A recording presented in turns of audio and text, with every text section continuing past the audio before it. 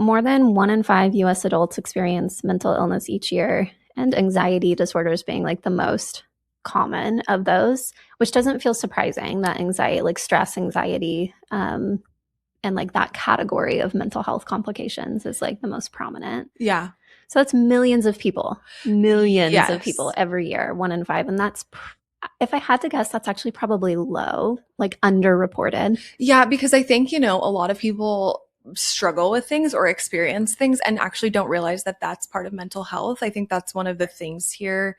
And we'll kind of explore like this throughout this episode, but people maybe just think, well, like that's life, or they aren't super aware, or they think like, I think one of the like misconceptions around mental health is that it has to be more severe, and it can be just like such a subtlety, like being anxious or having like, that feeling when you're like a kid, like the Sunday scaries, when like school's coming the next day and you're kind of like, oh, anxious, and you don't really, it's not necessarily like a big heavy feeling all the time, but it's that like anxiousness and that like change to your nervous system, or maybe your stomach hurts or you feel a little like unsettled.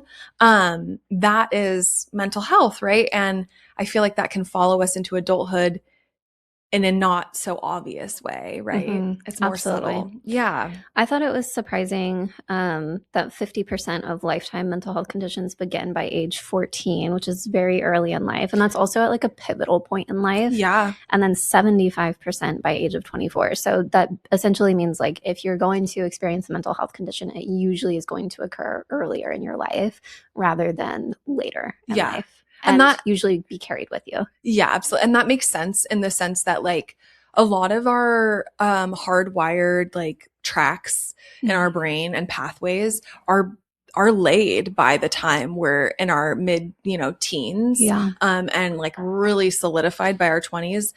More recently, we have determined that we can relay the tracks and we can retrain our brain to make different connections. However, a lot of that is such unconscious. It's our subconscious doing the work of that. And so those time frames don't necessarily surprise me. But what I think is interesting is the like relationship we have around what resources we give to young kids, teenagers. Like 14, I think there's not necessarily a more awkward age, maybe 23. Yeah. You know what I mean? Like 12 to 14 is rough. It's rough. It's hard. Oh my gosh.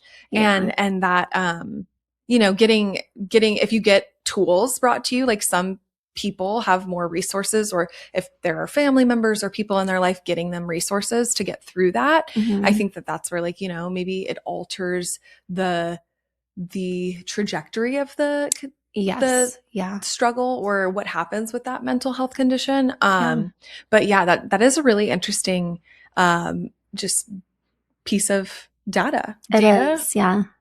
Either one. I know. I use both. Data, I don't know. Depends on who I'm talking to. Yeah. Just kidding. Oh, I love that. But yeah, what was another interesting point about this is that only half of the people affected ever seek help. And that's crazy. That's a really low number. It is. Yeah.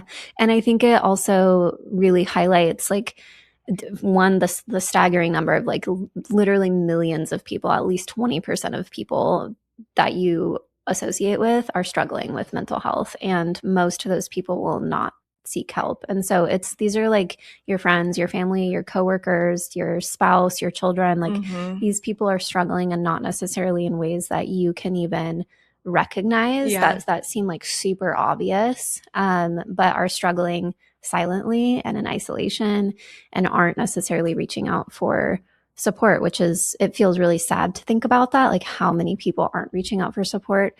And just to touch back on what you said about like being able to lay new pathways, I think the approximately 50% of people who are seeking help and going to therapy or choosing a medication route or a combination of different things, like they have the opportunity to see that come to fruition of like, I actually can start building a new pathway within my nervous system, within my brain, within my mental health, and experience hope. Yeah. And for the people who aren't seeking help, I just think about how hopeless and lonely that might feel.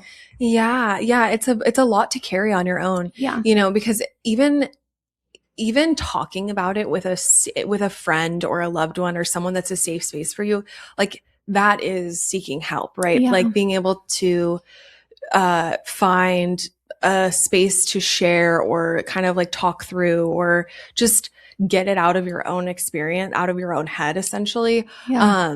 That is sad because like think of how many people are just carrying that silently or maybe don't even know like that's what's happening for them, because there is Mm-hmm. stigma around these things, unfortunately, still, or there are factors like access or cost or Yep. awareness, right? Like there's all these things contributing to why someone may or may not be Mm-hmm. able to talk about it, get the help that they need. Yeah. And it is just one of those things that I think it's like so many things in the world where when we actually are able to have conversations with people and like sit down Yeah. and like lean into our humanity, Yeah. um, we realize that it's so common. Like we're not alone, Yeah. we're not the only one walking around with this. It feels like that sometimes, especially the more isolated we are, and especially if we're not talking about it or naming it to tame it or Yeah. doing anything to like get it out of our head. And I think that that's kind of where things can get dangerous, right? Is in that isolation point. Yeah, because you feel so incredibly alone. And Yeah. if we're looking at like the spectrum of like, okay, I have a little anxiety and maybe I feel alone in this and I'm not sharing it with people. But then if you look at the extreme end of the spectrum and you feel like despair and hopeless and like there's no way out and you're Yeah. not sharing that with anyone and you have no one who's saying like, hey, I've been there too, or I'm actually in the same place or a similar place as you right now, it just feels so incredibly heavy. And that's just such a burden to have to carry all on your own. Yeah. And so, yeah, just like having the ability to normalize some of it, I think is so helpful. Yes. And that is why we have a whole month dedicated to mental health awareness, right? Because it's like the Yeah. more this is like a conversation. It's so interesting too, because generationally, I think the conversation is different. Yeah.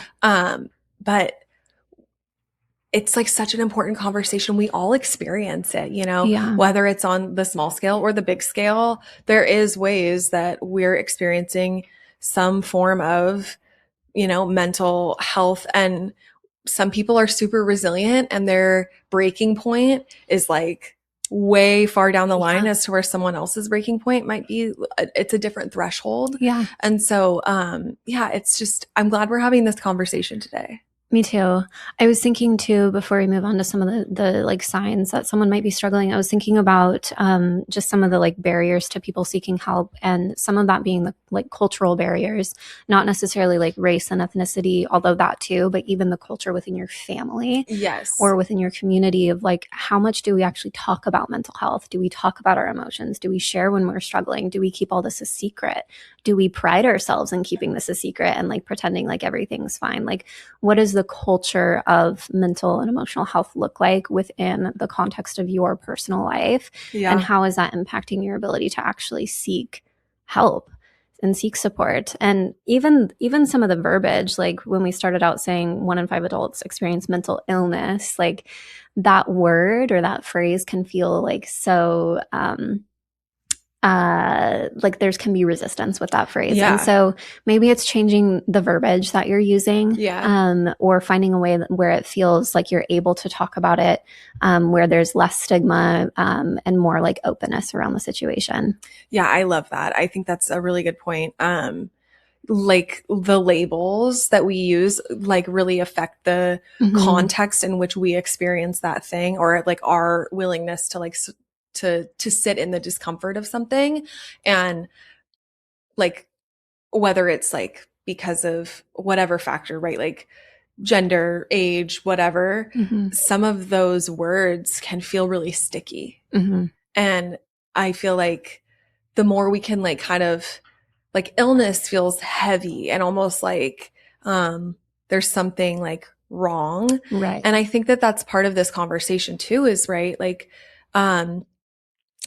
there's nothing wrong if you're struggling with these things. Yeah. Like there's nothing wrong with you. Yeah. There's something that's contributing to your experience, Right. and that might need to be like addressed, adjusted. It might be time, it might be a place to look deeper and see like what's Yeah. actually happening for me, why am I feeling this way. But it doesn't mean that you're wrong, you're broken, like there's something wrong with you, because that can feel so like also hopeless or debilitating, because it's like, oh, Yeah. I'm the problem, or this thing about me is like I can't get away from it, I'm stuck with it. Yeah. And that's not the case necessarily. Right. Yeah. Yeah, absolutely. There's so much wrapped into all of that and why someone may or may not seek help.